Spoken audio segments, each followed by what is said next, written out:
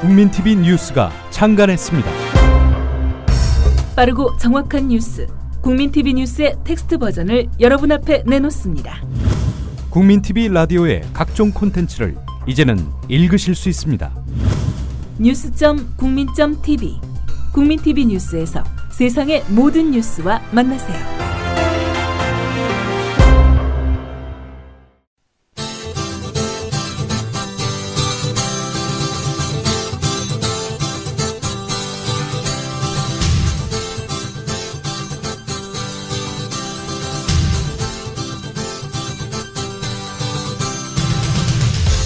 투박하지만 정직하다. 비평을 비평하는 남자 서영석. 그가 바라본 세상. 사설과 칼럼을 통해 오늘을 짚어본다. 서영석의 라디오 비평.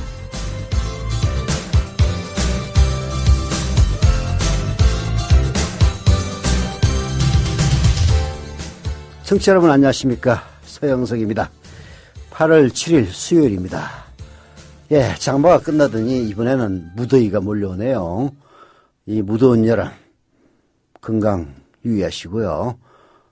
저는 사실 수요일과 목요일이 죽을 지경입니다. 아침부터 밤까지 방송이 줄을 이어 있는데요. 오늘 밤 정치 토크 7시부터 8시까지에는 민주당 박범계 의원님을 모시고 권영세 파일 얘기 나눠볼까 하니까 많은 청취 부탁을 드립니다. 라디오 비평 시간에 다른 방송의 청취를 부탁하는 이 비참한 현실. 자, 라디오 비평 시작합니다. 함께하고 계신 방송은 정치평론가 서영석 미디어 협동조합 이사가 진행하는 라디오 비평입니다. 국민TV 조합원 인천 번개 모임 여러분들이 신청한 광고입니다. 저는 평범한 시민입니다. 열심히만 살면 잘 살 거라 믿고 살아왔습니다. 하지만 아무리 열심히 해도 삶이 많이 나아지지 않았습니다. 지금은 부당함에 대해 알게 됐고 내가 낸 세금이 잘못 쓰이고 있는 것과 진짜가 가짜가 되고 도둑이 의인이 되는 이런 세상의 이면을 보면서 분노하게 됐습니다.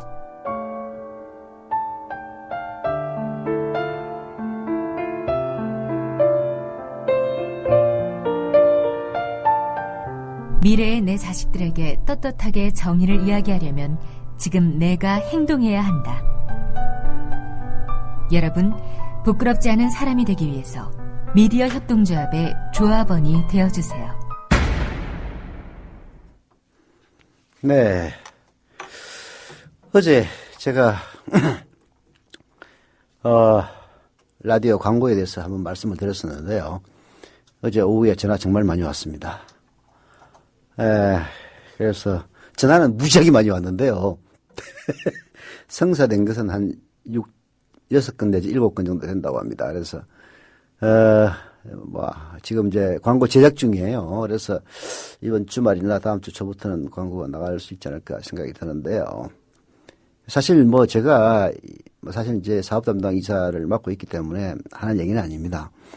사실 이 효과가 있어요. 특히 이 조합원이나 혹은 청취자들의 모임, 이런 행사, 이런 걸 알리는 데는 아주 제격입니다. 사실 저도 신문사에서도 오래 근무를 해봤는데요. 별로 인류신문이 못 돼가지고, 독자 수 기준으로 인류신문이 못 돼가지고, 신문에 뭐가 나도 연락도 잘 안 와요. 보통 우리가 1000명당 혹은 10,000명당 전화 한 통 건다 보통 그렇게 얘기를 하는데요. 어제 전화 걸려온 숫자로 미뤄보면은, 국민TV 라디오의 청취자 숫자가 최소한 100만 명은 되는 것 같습니다. 싸고 저렴한 광고, 회당 2만 원입니다. 게다가 조합원일 경우 첫 광고는 20% 할인까지 해줘요. 싸게. 널리 알리는, 아까 이 방송 첫 부분에 이 조합원, 번개 모임 광고였나요? 그런 광고는 정말 감동적인 광고였습니다. 국민TV 라디오 광고를 원하시는 분은 국민TV 사무국으로 전화를 해 주시기를 부탁드리면서, 자, 지금 해나는, 유체이탈이란 말을 우리가 많이 쓰는데요. 지가 한 잘못을 마치 삼자인 것처럼 이야기하는 이 수법은 이명박의 전매 특허였습니다. 그런데 역시 이명박근혜 맞나 봐요. 최근 박근혜 대통령도, 댓글 대자 대통령도 아주 유체이탈 화법의 경지에 이르렀습니다. 사초 실종 운운하는 이 뻔뻔스러운 박근혜 대통령의 발언, 물론 이해는 해요. 국정원 불법 대선 개입 국정조사가 얼마나 마음에 사무치게 부담이 되었으면은 그런 식으로 물타기를 하려 들겠는가. 따가운 심정은 이해가 갑니다. 그러나 대통령이 아니라 대통령은 그래도 어떤 특정한 꼴통들의 대통령이 아닙니다. 모든 국민의 대표자예요. 그러면 거기에 걸맞는 일을 해야지. 경향신문 사설이 박근혜 대통령의 댓글 대자 대통령의 행태를 준연하게 비판했습니다. 국정원 사태 침묵하고 사초 실종만 문제 삼는가 들어보시죠. 박근혜 대통령이 어제 남북 정상회담 회의록이 국가기록원에 존재하지 않는다는 의혹에 대해 중요한 사초가 증발한 전대미문의 일은 국기를 흔들고 역사를 지우는 일로 절대 있어선 안 될 일이라고 밝혔다. 김기춘 전 법무장관을 비서실장에 기용하는 등 청와대 비서실 개편을 단행한 다음 날 국무회의를 주재한 자리에서 나온 발언이다. 국정원 사태와 관련해 침묵으로 일궈내온 박 대통령이 돌연 남북 정상회담 회의록 실종 의혹을 강력히 문제 삼고 나선 건 대체 무슨 의미인가? 남북 정상회담 회의록이 사라진 소위 사초 실종의 문제가 심각하지 않다는 게 아니다. 민주주의와 헌정 질서를 유린한 국정원 선거 개입과 정치 공작, 남재준 국정원장의 남북 정상회담 회의록 무단 공개 같은 보다 본질적인 국기문란의 문제는 제쳐두고 유독 사초 실종만을 전대미문의 국기를 흔드는 일이라고 규정하고 나선 정치적 의도가 순수해 보이지 않는다는 것이다. 국정원 사태에 대해 국정 최고 책임자로서 헌법 수호 의무를 지닌 대통령으로서 입장 표명 요구가 비등했음에도 침묵으로 일관해온 박 대통령이다. 굳이 국기를 흔든 경중을 따진다면 국정원의 선거 개입과 남북 정상회담 회의록 무단 공개가 훨씬 심대한 일이다. 말할 필요도 없는 얘기죠. 도대체 사초 실종이라고 얘기를 하는데 사초 실종도 아닙니다. 솔직히 얘기하면은 남북 정상회담 회의록은 국가정보원에 한부 있습니다. 그리고 국가기록원에 있는 것은 있는지 없는지 잘 몰라요. 그래서 지금 검찰이 수사를 하고 있습니다. 아직 사초 실종이라고 얘기할 단계도 아니에요. 이거야말로 아니 춘천에 있는 서구에 있는 사초가 없어지고 전주에 있는 사초가 남아있다면 그게 무슨 실종입니까? 사고지. 사초 자체가 없어졌다면은 그런 이야기가 최소한 성립은 할 수가 있지만은 국가정보원이 남재준이가 무단으로 공개한 남북정상회담 회의록은 그러면 하늘에서 떨어진 거란 말이에요? 진짜 열받으면은 정말 머리가 끓어오릅니다. 이런 얘기를 들으면은 이제 부글부글 끓어올라요. 아니, 뭐 좋다 이거야. 사초 실종에 대해서 그렇게 입에 거품을 문다고 하는 건 뭐 이해해 준다 칩시다. 그러나 경향신문의 사설이 지적했던 대로 국정원의 불법 대선 개입, 부정선거 획책, 그리고 남북 정상회담 회의록을 무단으로 공개한 것, 이것과 이 경중을 따지면은 도대체 박근혜 대통령은 머릿속에 사태의 무겁고 가벼움을 판단하는 판단 기준이라는 게 존재하고 있는 겁니까? 없는 겁니까?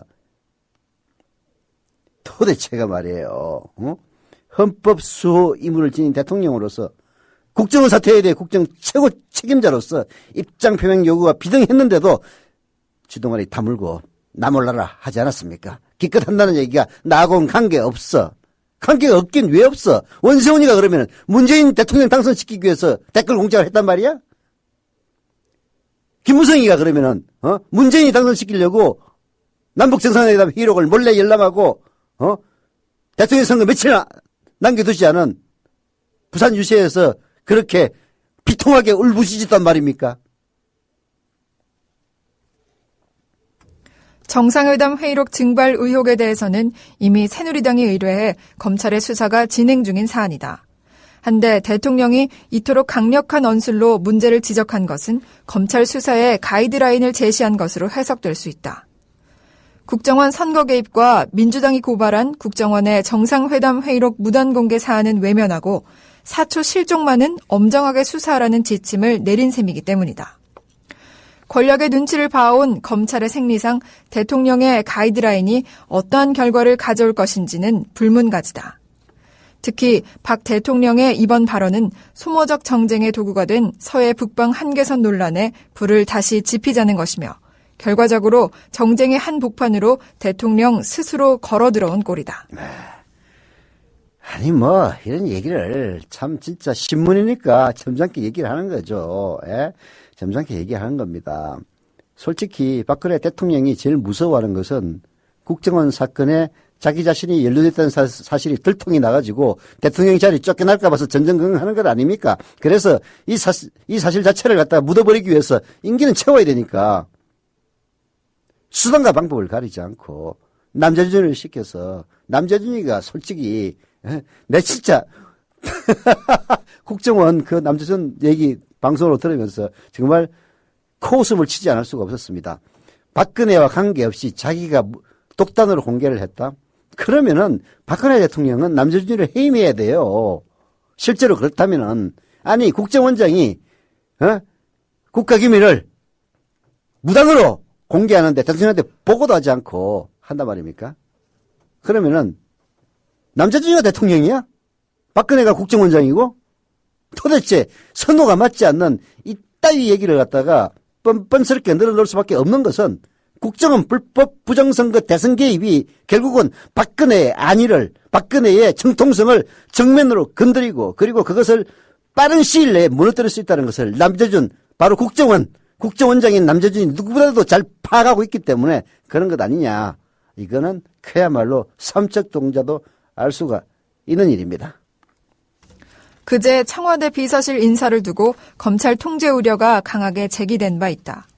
공안통 김기춘 전 법무장관을 청와대 비서실장에 법무장관과 검찰총장보다 사법연수원 기수가 5, 6기 위인 검찰 출신을 민정수석에 임명한 배면에 검찰 장악 의도가 담겨 있다는 합리적 의심에는 설득력이 있다. 검찰 조직의 특성상 법무장관과 검찰총장의 한참 선배를 청와대 민정수석에 앉혀놓으면 사실상 의사결정은 청와대 비서가 하고 법무장관은 집행하는 역할을 수행할 가능성이 있기 때문이다.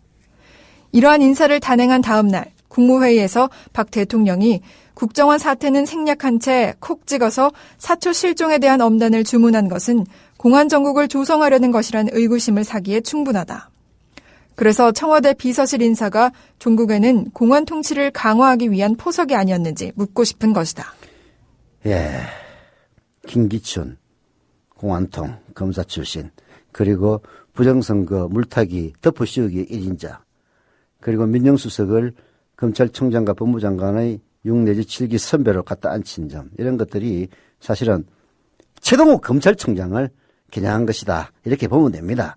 최동욱 검찰총장, 나 개인적으로는 전혀 일면식도 없는 사이지만은 이번에 원세훈과 김영판 사건을 수사하는 과정에서 보여준 그 강단은 나름대로 권력의 눈치를 보지 않고서는 도저히 살아날 수 없는 대한민국 검찰의 이 불쌍하고도 그야말로 추악한 현실 속에서 검찰총장이 재수좋게 되긴 되었지만은 그런 한계 속에서 나름대로 역할을 하기 위해서 몸부림을 치는 사람이다. 이렇게 볼 수는 있어요. 그래서 이거 지금 최동희를 쫓아내고 싶은데 그랬다가는 또 어디서 역풍이 불어올 것 같고 흔히 이런 방식으로 눌러버리자. 뭐 그런 의도가 있다는 것은 진짜 지나가던 어린아이도 다 알 수가 있는 일이죠. 하나 이런 의도가 그래서 그런 식의 공작을 통해서 될 수 있다고 보는 박근혜 대통령의 사고방식 정말 문제가 많습니다.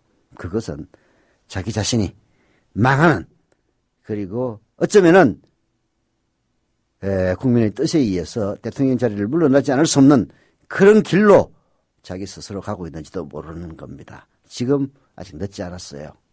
대우각성이 필요한 시점입니다. 대우각성 하든가 말든가 노래 하나 듣고 계속하죠. 양현경의 조용한 여자 듣고 오는 동안 청취자 여러분들의 가열찬 조합원까지 부탁드리겠습니다.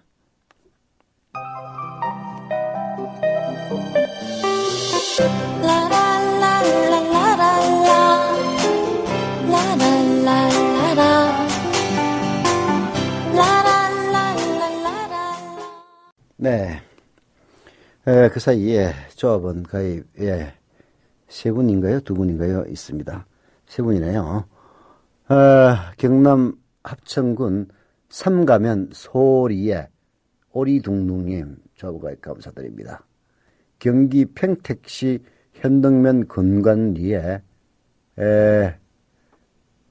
동락 한자로 써가지고 그렇네요. 스스로 홀로 쓰다 할 때 그 독자에 즐길락 그리고 같이 동자에다가 즐길락 혼자 즐기고 같이 즐긴다는 동락님 예 조합원 가입 감사드립니다. 제주 서귀포시 중문동의 사이언님 조합원 가입 감사드립니다. 예 여러분들의 조합원 가입 늘 감사드리고 있습니다. 그리고 또 하나의 아이디어. 사실 이제 5만 원도 아니기 때문에 조금 부담스럽긴 해요. 그렇지만은 뭐 몇 달 동안 한 번씩이라도 기존의 조합원들이 일제히 정자를 하는 그런 캠페인도 벌여주셨으면은 더할 나위 없이 고맙겠습니다. 원래 이게 전략상 말이에요. 참 아는 사람들이 결국은 또 돕게 됩니다. 참 불행한 일인데요. 우리는 외연을 확대하기 위해서 최대한 노력을 하고 그리고 점차 확대되고 있는 그런 상황인 것은 분명한 사실이지만은 지금 현재 조합원인 여러분들의 또 다른 관심 부탁을 드립니다. 그리고 조합원으로서 작은 장사를 하시는 분들 혹은 모임을 하시는 분들 행사를 하시는 분들 국민TV 라디오에 광고 요청 그렇게 비싸지 않으니까 부탁을 드리면서 두 번째 제가 선택한 것은 역시 경향신문입니다. 남재준의 국정원 정말 국정조사에 나와서 떠들고 있는 남재준의 뻔뻔스러운 얼굴 보면서 야 어떻게 저렇게 국민을 무시해도 유분수지 오로지 대통령의 안위만을 위해서 움직이는 저런 사람이 참여정부 때 높은 자리를 한미연합사령관을 했나요? 하고 있은 부사령관이죠. 예, 했나 싶으니까 참 노 대통령도 사람 보는 눈이 없다라는 생각과 더불어서 야 사람은 겉으로 봐서 모르는 거야 라는 생각이 동시에 들었습니다. 스스로의 계획 이러한 스스로 계획한다는 국정원 그 허구성을 드러낸 남재준의 발언이라고 하는 경향신문의 사설 읽어보시죠. 국가정보원 개혁이 당면 과제로 부상한 것은 국정원이 더 이상 국내 문제에 개입하지 말아야 한다는 사회적 요구 때문이다. 국정원은 그동안 국내 정치 개입 금지에도 불구하고 국내 정보 수집을 명분으로 광범위하게 국내 현안에 관여해왔다. 그러므로 국정원이 국내 문제에서 완전히 손을 떼게 하는 것은 국정원 개혁의 핵심이 아닐 수 없다. 그런데 남재준 국정원장은 그제 국정원 국정조사특별위원회에서 보고를 통해 댓글 달기는 북한의 대남 공작을 방어하는 정당한 안보 활동이라며 국내 개입의 여지를 뒀다. 국정원 직원이 인터넷 사이트에 접속해서 몰래 댓글을 다는 것은 결코 최고의 전문 정보기관인 국정원답지 않은 일이니 그만두라는 시민의 뜻을 거스르겠다는 발언이 아닐 수 없다. 만에 하나 그럴 사정이 있다 해도 인터넷이란 무한대의 공간에서 떠도는 수많은 글들을 표적 삼아 맞대응하겠다는 발상 자체가 황당한 것일 뿐더러 실효성도 없다. 게다가 그 방어라는 것이 국내 현안에 대해 이러쿵저러쿵 의견을 다는 행위인 한 대북 심리전 아닌 대남 심리전으로 변질되고 결국 국내 정치 개입으로 이어질 수밖에 없다. 댓글에 집착하는 남 원장이 걱정스럽다. 그러니 박근혜 대통령이 아니라 댓글 대자 박근혜 대통령이라는 얘기를 듣는 겁니다. 아니, 뭐, 이 경향신문 사설에서도 잘 지적을 했습니다만은, 국정원, 요즘 공무원, 구급공무원 시험도요, 경쟁률이 수십 대 수백 대 1입니다. 국정원의 7급 공무원, 엄청난 경쟁률을 뚫고 들어온 사람들이에요. 나름대로 엘리트라는 자부심이 충만할 겁니다. 그런 엘리트 정보요원들을, 그래서 음지에서 일하고 양지를 지향하기 위해서, 북한으로부터 조국을 보호하기 위해서 그런 애국심으로 충만한 이들에게 어두컴컴한 PC방에 업무 시간에 가가지고 문재인 빨갱이, 이정희 좌빨, 이따위 댓글이나 달게 하는 게 국가 보위를 위한 정보요원, 엘리트 정보요원의 일이라고 생각한다면 그건 너무 비참하지 않습니까? 그런 일을 강요하는 원세훈의 일을 옹호하고 그게 필요하다고 뻔뻔스럽게 떨고 있는 남재준의 그 수준이 과연 대한민국 1년에 조 단위의 예산을 주무르는 정보기관 국정원에 수장이 될 만한 자격이 있는 건지 정말 의심스러웠습니다. 경향신문 사설에서도 이미 지적한 바 있습니다만은 그런 식으로 댓글 달기를 시작하면요. 대북 심리전이 아니라 대남 심리전, 즉 국가정보원이 북한이 아니라 대한민국의 국민들, 대한민국의 시민들을 갖다가 상대로 심리전을 자행하는 거나 다름없는데 그런 일을 하기 위해서 바로 그 시민들이 낸 세금으로 국정원장 월급을 줘야 된단 말입니까? 국정원장이 국회 감시를 받지 않고 쓸 수 있는 특수활동비가 몇백억이 되는지 아무도 몰라요. 남 원장은 또 댓글 사건의 본질은 국정원 전 직원이 정치적 이익을 위해 대선 개입으로 호도한 정치 공작이라며 검찰의 공소 사실조차 부인했다. 그는 이렇게 국정원의 대선 개입이라는 핵심을 무시한 채 곁가지 사안으로 진실을 왜곡했다. 국정원의 조직적인 댓글은 개인 신분으로 한 것이라는 변명도 했다. 북방 한계선 문제에 대해서는 노무현 대통령이 NLL을 없애자는 김정일의 발언에 동조했기 때문에 포기한 것이라는 자신의 편견에 기반한 정치적 해석을 고수했다. 그는 NLL 문제가 민감한 정치 현안으로 부상하던 때 남북 정상회담 회의록을 갑작스레 공개하는 정치적 행위를 한 바 있다. 그는 그것이 독자적인 판단이었다고 밝혔다. 참나. 남재준의 수준을 보고 대한민국 보수의 수준을 읽으면서 절망을 느꼈습니다. 자칭 보수라고 하는 인간들의 수준이 저 정도라면 대한민국 희망이 없습니다. 대한민국 희망은 그 반대편에 서 있는 그들이 좌파라고 부르는 그야말로 이 사회, 이 땅의 진보 개혁 세력들밖에 없다는 생각을 참 뼈저리게 하지 않을 수 없었습니다. 고백하자면 저는 진보라기보다는 보수에 더 가까운 사람입니다. 이런 저 같은 사람이 대한민국의 자칭 보수들의 이런 남재준으로 표현되는 이런 수준의 절망을 한다는 것은 결국은 이런 정권이 오래 가서는 안 된다는 그런 사고로 바로 직결되지 않느냐 하는 그런 느낌이 많이 들었습니다. 경향신문 사설의 말미를 제가 읽어드리죠. 이와 같은 남 원장의 발언과 인식으로 미루어 남재준은 원세훈의 국정원이 저지른 잘못을 바로잡을 책임자로 볼 수 없다. 그는 그런 의지를 보여주지도 않았다. 그러기는커녕 남재준 역시 정치 개입을 자처했고 그런 행위를 반성하지도 않았다. 남재준의 국조특위 보고는 스스로 계획이라는 주장의 허구성을 폭로하는 무대였다. 국정원장부터 이런 태도인데 스스로 계획을 한다는 게 너무나 비현실적인 얘기 아니냐. 박근혜 대통령이 진정 국정원을 계획하겠다면 계획 의지가 있는 새 인물을 내셔야 한다. 이렇게 충고를 하고 있습니다. 물론 제가 보기에는요. 박근혜 대통령이 이런 충고를 받을 가능성은 뭐 제로에 한없이 가깝긴 합니다만은 새누리당이나 청와대에도 앞을 내다보는 사람이 있다면은 지금 생각 고쳐먹는 게 좋을 겁니다. 진정으로 자기 자신의 대통령을 사랑한다면 그 대통령이 늪으로 한 발 한 발 걸어가고 있을 때 자기 몸 더럽혀지는 것을 무릅쓰고 그 발목아지를 잡아야 됩니다. 지금 박근혜 대통령 주변에는 간신들만 드글드글할 뿐이 진정한 충신은 없는 것이 아니냐 이런 지적들을 하는 사람들도 있다는 사실을 명심해 주기를 부탁하면서 노래 하나 듣고 오겠습니다. 댓글에 집착하는 남재준을 위한 노래입니다. 박미경의 집착 듣고 오겠습니다.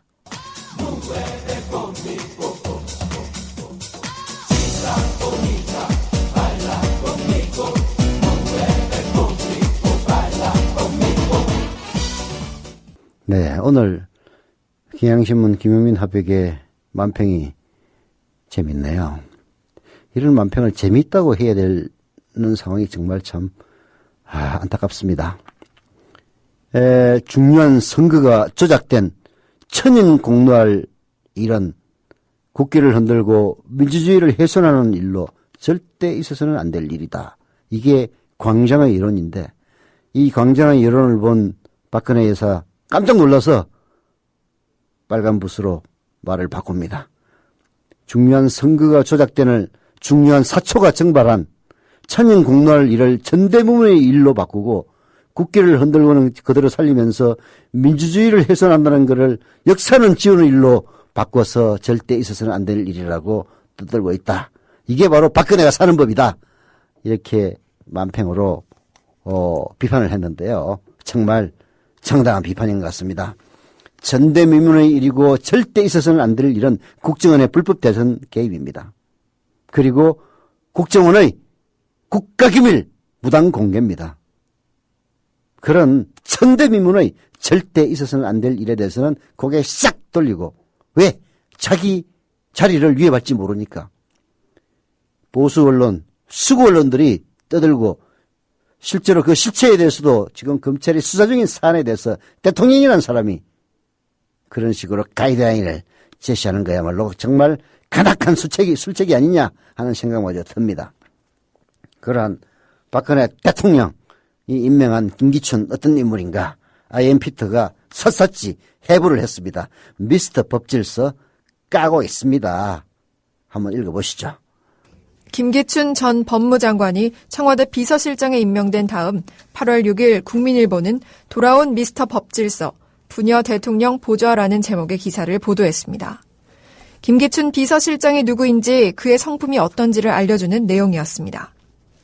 검찰총장과 법무부 장관을 지낸 법조인 출신으로 법과 원칙에 충실하다는 점과 박 대통령을 오랫동안 도와 국정 철학에 대한 이해도가 높다는 점이 발탁 배경으로 꼽힌다. 미스터 법질서라는 별명을 가졌던 김 실장은 빈틈없는 업무 처리로 유명하다. 검찰총장에서 물러나 쉬고 있을 때도 양복을 차려입고 안방에서 식사를 하고서 서재로 출근한 일화가 있을 정도로 격식을 중시하는 원칙주의자로 꼽힌다. 형식이 내용을 지배한다는 박 대통령의 발언과도 맥이 닿아 있다. 이게 국민일보 8월 6일자 기사입니다. 그래서 돌아온 미스터 법질서 부녀 대통령을 보좌한다는 제목으로 낸 기사인데요. 이 기사만 보면은 김기춘이가 원칙주의자의 대단히 FN 같은 인물로 보입니다. 그러나 국민일보 기자가 김기춘이를 제대로 조사했다면 이런 낯뜨거운 기사는 쓰지 못했을 겁니다. 1993년이죠. 초원복집 사건이 일어났던 1992년 12월 그 다음해 이듬해 1월 말부터 2월 8일까지 설날을 저으면서 대한민국 법조 출입기자 30여 명은 김기춘 전 법무장관으로부터 뜻밖의 선물을 받습니다. 기자별로 20만 원에서 50만 원대의 고급 양주인 발렌타인 30년짜리와 요즘은 더 비싸죠. 21년산 로얄 살루트 그리고 인삼 세트 등의 선물을 받았는데 대략 선물 총액이 600만 원이 넘었습니다. 20년 전에 600만 원이었다면 지금으로 따지면 한 2천만 원 이상 될 수 있는 고가의 선물이었습니다. 김기춘 전 법무장관의 운전기사라고 밝힌 사람들에 의해서 기자들의 집으로 직접 배달된 이 선물은 근하신년이라는 인사장과 명함이 동봉되어 있었습니다. 선물에는 다음과 같은 글귀도 함께 들어있기도 했습니다. 어떤 글귀였느냐? 무리를 일으켜 본인을 좋게 생각하던 이미지에 실망감을 줘 미안하며 여러 가지로 자성하면서 시간을 보내고 있다. 여러 가지로 자성하면서 시간을 보내고 있는 이 인간이 법조 출입기자들에게 지금 시가로 따지면 2, 3천만 원이 넘는 고급 양주와 이런 선물 세트를 보냈다는 겁니다. 이런 인간이 자성하고 있는 인간인지 참 요즘 대한민국의 이른바 수구 보수라는 사람들은 자성하면은 보통 이렇게 하는 건지 정말 궁금합니다. 김기춘이 법조 출입 기자들에게 당시에는 귀했던 고가의 양주를 선물로 돌린 이유는 재판 때문이었습니다. 대선을 앞두고 부산 초원복집에서 검찰, 경찰, 안기부, 교육감, 부산시장을 모아놓고 선거대책회의를 하다가 적발된 김기춘은 1993년 부산사건에 대한 재판을 앞두고 있었습니다. 결국 김기춘이 법조 출입기자에게 돌린 고가의 양주는 뇌물이나 마찬가지였죠. 웃기는 거는 이런 고가의 양주를 보내면서 철저하게 언론사별로 선물에 차등을 뒀습니다. 예. IMPT의 조사에 따르면요. 한겨레신문, 문화일보, 국민일보, CBS는 아예 선물을 받지 못했습니다. 선물을 받지 못한 언론사인 국민일보 기자가 미스터 법질사는 거 보면 좀 웃기죠. 저도 국민일보 출신으로서 좀 쪽팔립니다. 동아일보와 한국일보는 그 선물을 받은 기자들이 신문센터를 이용해서 선물을 돌려줬습니다. 그리고 세계일보와 KBS 기자들은 선물 받기를 거부했습니다. 여기 안 나오는 기자들은 받았다는 얘기겠죠? 예. 김기춘은 언론사별로 기자별로 분류해서 상위 등급에는 발렌타인 30년산이나 로얄 살루트 21년산을 보냈고 일부 기자들에게는 급이 떨어지는 시바스 리갈이나 와인을, 더 밑의 등급 기자들에게는 10만 원 내외의 인삼 세트를 보냈고 아까 얘기했다시피 한겨레신문이나 기독교 방송 CBS 같은 데는 아예 선물을 보내지 않았던 겁니다. 김기춘은 검찰총장의 법무장관 출신이지만 언론을 어떻게 다뤄야 하는지 알고 있던 인물입니다. 그가 언론을 어떻게 생각하고 어떤 방식으로 그들을 이용했는지는 초원복집 녹취록에 확연히 드러나 있습니다. 김기춘은 1992년 초원복집에서 열린 부산 기관장 대책회의에서 많은 시간을 언론에 대해 말했습니다. 특히 부산 경제가 잘 돼야 부산일보 국제신문이 잘 되지라면서 김영삼만이 부산 경제를 살릴 수 있다는 엉터리 궤변을 늘어놨습니다. 그의 주장대로라면 지역 출신 대통령이 나와야 그 지역이 잘 된다면 그는 대한민국 대통령이 아닌 그 지역 대통령에 불과할 뿐입니다. 김기춘이 부산 지역 기업인들이 신문사 간부에게 밥 사주면서 은근히 기사를 잘 써달라고 부탁하라는 지시에 김영원 부산시장은 대놓고 국장과 사장은 괜찮지만 평 기자들이 문제라는 발언을 합니다. 김기춘은 조선일보를 예를 들면서 신문사 간부가 달라지면 논조가 바뀐다며 언론을 어떻게 장악하여 왜곡할 수 있는지 구체적인 언론 장악 요령까지 알려주기도 합니다. 기가 막히죠. 나름대로 언론을 안다. 자부하는 사람들의 언론 장악 요령입니다. 조선일보에는 과격한 기자가 없냐?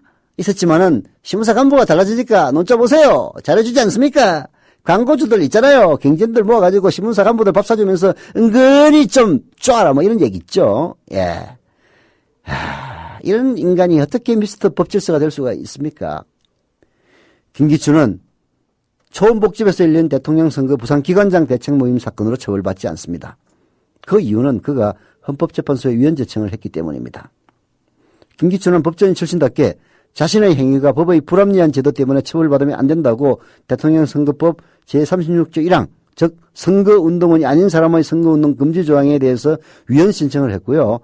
헌법재판소는 1994년 5월 위헌 결정을 내립니다.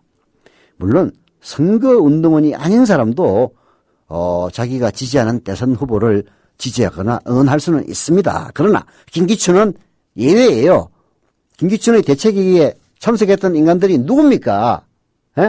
당시 우명수 부산시 교육청 교육감입니다. 교육청 교육감이야말로 정치적으로 중립을 지켜야 될 사람 아닙니까? 그런 인간이 바로 김기춘의 대책회의에 참석했던 사람이에요. 또 누굽니까? 이규삼 안기부 부산 지부장입니다. 바로 국정원이 선거에 개입한 거예요. 박일용 부산경찰청장, 강병중 부산상공회의소 부회장, 김영환 부산시장, 정경식 부산지검장, 김대균 부산지구 기무부대장. 기무부대장은 군인들을 사찰하는 기관이에요. 왜 기무부대장이 선거대책회의에 참석을 합니까? 부산 지역의 법과 치안, 재계를 움직이는 인물들이 특정 후보를 위해 말을 했다는 사실 자체가 문제였지만은 김기춘은 무혐의로 풀려나고 오히려 이런 사실을 알린 사람들, 아마 국민당이었을 거예요. 예, 거기서 도청했다고 처벌을 받습니다. 공무원은 선거에 개입하지 못하도록 법에 규정되어 있습니다. 오죽하면 필요한 공무 이외에는 선거기간에 출장도 가지 못하게 합니다. 그런데도 이들은 모여서 대통령 선거에 대한 선거대책을 말하고 어떻게 여론을 형성하고 선거운동을 해야 하는지 논의를 했죠. 그 대화록 어제도 제가 소개를 해드렸습니다만은 정말 그 저열한 수준을 보면은 저는 그런 생각이 들었어요. 부산지검장 검사 중에서는 그래도 상당히 출세한 자리가 부산지검장입니다. 안기부의 부산지부장, 교육감, 부산시장 이런 인간들이 모여가지고 김영삼이 대통령 멋있게 우리 영도들이 다 빠져주게 되니 이딴 얘기를 하면서 언론을 장악하려면 어떻게 해야 되고 그리고 선거사범을 잡아야 될 경찰청장은 제가 더 앞장서서 그딴 짓을 하고 있다고 자랑스럽게 이야기하는 그런 회의를 갖다가 주재하고 모임을 주선한 김기춘이가 처벌을 안 받았다니까요. 그게 바로 대한민국의 현실입니다. 김기춘은 재판에서 당시 검찰이 부산에서 김영삼 후보 표가 낮게 나오면 모두 영도 다리에 빠져 죽자는 발언을 했느냐는 질문에 그런 내용이 오갔다고 시인했습니다. 저런 식의 발언은 술에 취한 일반 시민이 무지함에 할 수 있는 말이지 집에서 양복을 입고 식탁에서 밥을 먹는 미스터 법질서라는 사람이 할 말은 아니었습니다. 결국 그가 했던 모습들은 언론이 만들어낸 허상에 불과했으며 어떻게 보면 전형적인 엘리트 범죄자의 표본입니다. 떨리는 목소리로 무리를 빚어 죄송합니다를 연신 반복했던 그가 과연 진짜 반성해서 저런 말을 했을까요? 아닙니다. 창피함과 분노를 감추기 위한 거짓이었을 것입니다. 김기춘은 검찰 조사를 받기 전에도 기자실에 들려 부산 기관장 대책 모임이 그냥 사적인 모임이었다고 주장하고 가기도 했습니다. 박정희의 유신헌법을 만들면서 권력자의 총애를 받았던 김기춘은 끊임없이 성공과 출세의 길을 걸어왔습니다. 그가 젊은 날의 잘못을 뉘우치고 사죄를 해도 모자랄 판에 다시 박근혜의 비서실장으로 들어왔습니다. 보통 교도소에는 전과 10범 이상의 강력 범죄자가 초범들에게 범죄 수법을 전수합니다. 그들은 완전 범죄를 꾀하는 방법을 알려주기도 하는데요. 대부분은 교묘하고 치밀하면서 난폭한 범죄를 저지르라는 그런 충고를 합니다. 박근혜의 가장 최측근이 된 김기춘. 박근혜에게 뭘 가르치겠습니까? 정의? 법과 원칙? 민주주의? 이런 것과는 전혀 거리가 먼 불의, 불법과 범죄, 부정선거를 회피하는 수법을 가르쳐 줄 겁니다. 범죄자가 미스터 법질서로 뒤바뀐 세상. 어쩌면 대한민국에는 국민이 지켜야 하는 법이 있고 엘리트 범죄자들이 이용하는 법과 원칙이 따로따로 있는지도 모릅니다. 대한민국이 이상한 나라의 앨리스보다도 더 이상해지고 있다라는 것이 I.M. 피터의 결론인데요. 정말 참 대한민국이 언제 이렇게 바뀌었는지 정말 정말 이건 뭐 안타깝다는 얘기를 얘기하는 것도 정말 입이 아픕니다. 시간이 그렇게 길게 남아있지 않아서 짧은 칼럼 역시 김기춘에 대한 건데요. 김기춘과 육법당이라고 하는 한겨레 김의겸 논술위원의 칼럼을 소개해드립니다. 임명진 목사는 지난 2월 박근혜 대통령의 인사를 보고 육법당 생각이 난다고 말했다. 육법당은 과거 군인 대통령 시절 육사 출신 정치인들과 서울대 법대 나온 법률가들이 결합해 정권을 지탱해주던 체제를 말한다. 하지만 그 예언은 6개월이 지나 김기춘 대통령 비서실장이 임명됨으로써 비로소 완성된다. 네. 남재정 국가원장을 비롯한 16개의 별이 이미 박근혜 대통령을 감싸고 있는데도 김기춘 실장이 두드러 보이는 것은 육법당의 초대 당수점에 해당하는 신직수와의 인연 때문입니다. 신직수는 충남 서천 출신으로 전주 사범을 나온 비주류였으나 박정희가 5사단장을 할 때 사단 법무참모를 했던 인연으로 벼락 출세의 길을 걷습니다. 1963년 검찰총장이 될 때 그의 나이 고작 36살이었어요. 검찰총장을 무려 7년 반이나 한 뒤에 잇따라 법무부 장관과 중앙정보부장을 거치는데요. 신직수 중앙정보부장 저도 기억합니다. 신직수는 인혁당 사건을 조작하는데 충실한 지녀 역할을 하죠. 그런 신직수가 가장 총애했던 검사가 바로 김기춘입니다. 자리를 옮길 때마다 데리고 다니며 중책을 맡기는데요. 대표적인 게 바로 유신헌법입니다. 한 교수는 유신헌법 때 법무부에 가니까 당시 김기춘이가 주도의 초안을 이미 완성해 놨고 신직수가 그 교수에게 골격에는 절대 손대지 말라라고 해서 자구 수정만 해줬다라고 얘기를 하기도 했는데요. 신직수는 또 김기춘을 파리로 보내서 프랑스 파리입니다. 1년 동안 드골 헌법에 대한 자료를 수집하겠다라고 하는데요. 물론 김기춘은 이를 부인하고 있습니다. 왜 드골이냐? 드골의 헌법이 아마 대통령의 권한을 강화하는 그런 유신헌법의 기초가 됐던 모양이죠. 이런 김기춘이 청와대 비서실장으로 있는 대를 이어서 이 나라의 법질서를 무너뜨리는 그 선봉에 서 있다는 사실이 바로 오늘날 대한민국의 엄중하고도 불행한 현실이 아닌가 싶은데요. 그러한 현실 있다고 해서 우리가 겁먹거나 좌절할 이유 전혀 없습니다. 대한민국 국민들은 이런 일들을 극복해 나갈 겁니다. 라디오 비평 오늘 여기서 마치겠습니다.